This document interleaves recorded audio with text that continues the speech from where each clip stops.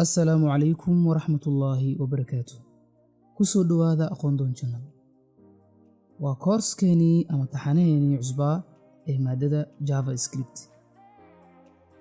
موقال كان وحانوغا هادلدونا هردع كسابسان جافا سكريبت بلسي haddii ay tahay markii kuugu horeysay ee aad soo booqanayso channelkan fadlan subscribe leh ku taabo gambaleelka si aad u noqoto daawadaha ugu horeeya ee hela muuqaaladeena.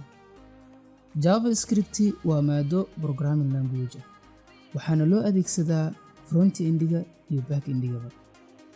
wax walbana waad ku samayn kartaa JavaScript haddii ay noqon lahayd web application, desktop application iyo mobile application. waxaa la dhahaa JavaScript waa high level object oriented programming language. haddaba maxaa loola jeedaa saddexdan eray?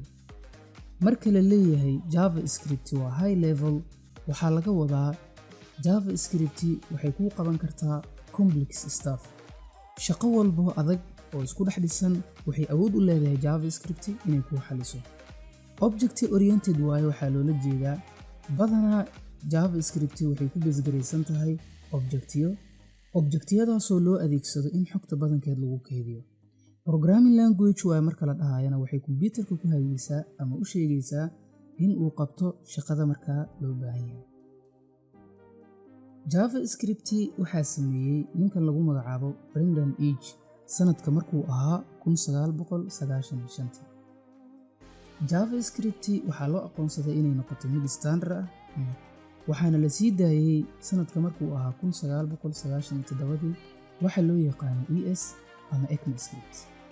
updateskii ugu badnaa ee JavaScript sameysay wuxuu ka soo bilowday ECMAScript 5 waxaa ku xigay ES ama ECMAScript 6 ama ES 2015 ilaa ECMAScript 11 ama ECMAScript 2020.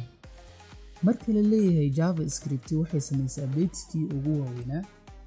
ES6 wixii ka horeeyay waxaa loo adeegsan jiray marka la rabo variable-ka in la qeexo var, balse hadda waxaa la adeegsadaa waxa loo yaqaano let.